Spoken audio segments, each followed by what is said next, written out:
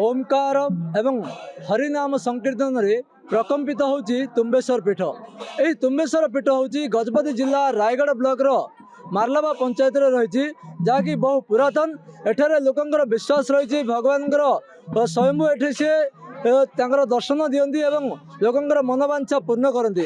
तेबे आज आम बहु कष्ट पहुँचीचु जहाँकि कहवा पर्वत पाद देशरू 5000 मीटर दूर शिखर रही। आम सीधा सड़क आलोचना करवा।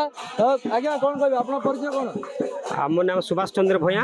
ये मंदिर सहपूजक भाव अच्छी काली आमर एठी भक्तों भीड़ चली सर। महादेव देव आज एवं बर्तमान पूजा चलुची। आज गाड़ी माने पाखापाखि 14-15 भक्त अच्छा से आसबार रास्ता भी भक्तों बहुत क्रिटिकल अच्छी।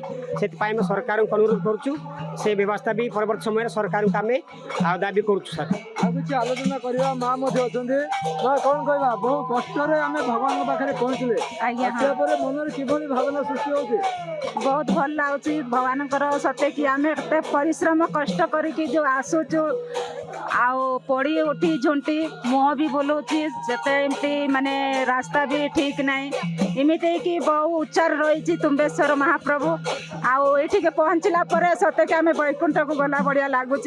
बहुत खुशी अनुभव करुचु आओ भगवान महादेवंकर आमर उपरे आशीर्वाद रहा बढ़िया लगुच। आओ ये आज शीर्षक आमर इच्छा आम जिते को पहुँचू ये मंदिर पाखक आउ महादेवंकर आशीष पाऊ जाऊँ।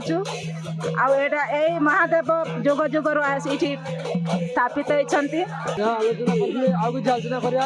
आज्ञा कौन कहवा जदि आज पवित्र शिवरात्र होता बेले भक्तों समागम रही लोक कौन एमती किसी विश्वास रही? परिचय मोर ना जलंधर कार्जी मालवा ग्राम पंचायत सरपंच रायगढ़ ब्लॉक डिस्ट्रिक्ट गजपति। यही तुम्बेश्वर पीठ रे प्राय 10-12 हजार लोक भक्त मान समागमन होती। यही 72 गोटे ग्राम रे लोक मैंने विश्वास रही जगार जदि अनावृष्टि जदि देखा जाए ताहले सांगे सांगे आसिक पूजा पाठ कले से दिन केते घंटा भितर कि 4 दिन भितर एमती वर्षा हुए।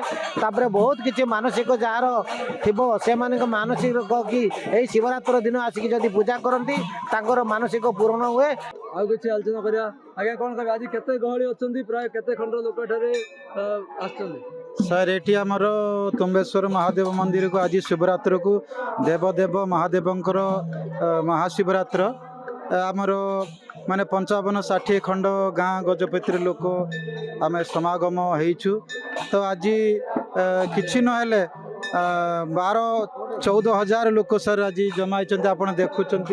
आउ भक्त मैंने फेरी जाइंट आउ भक्त मैंने अच्छा 10-12 हजार लोक से पीठ तले आमर अन्न छत्र चली प्रतिवर्ष। आउ बहुत ये महिमा जो मैंने मानसिक करने आसती से माने मानसिक निश्चिंत पूर्ण हुए।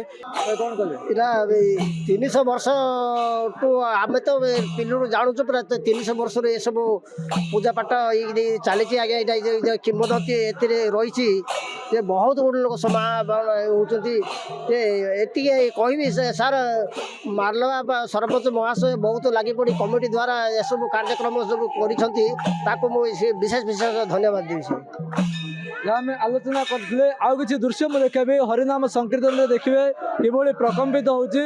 जदि तुम्बेश्वर पीठ में चतुर्पार्श्व जदि कहवा पहाड़र सबुआड़े देखा जदि भक्तों समागम यही भक्तमय परिवेश सृष्टि होती। जदिओ कहवा आज महाशिवरात्र रही बेले पहाड़ को आसवाई बहु बाधा विघ्न सृष्टि होची। बाधा विघ्न को खंडन करी बाधा विघ्न को सह्य करी भक्त माने बहु कष्ट एठाक आदि एठाक आसवा संगे संगे निजर मन परिवर्तन होची। जो देहरे पीड़ा कष्ट रोचे तुम्बेश्वर महादेव पीठ में पहुँचु पहुँचु ता दूर होची। लोकंर विश्वास रही यही आखपाख अंचल जो लोक मैंने बसवास करछंती केबे अन्न आहार बा दुर्भिक्ष से पड़े ना। जदि वर्षा नुहे एठाक आसी पूजा अर्चना कले वर्षा होता है। गजपति हेमंत प्रधान खबर ओडिशा।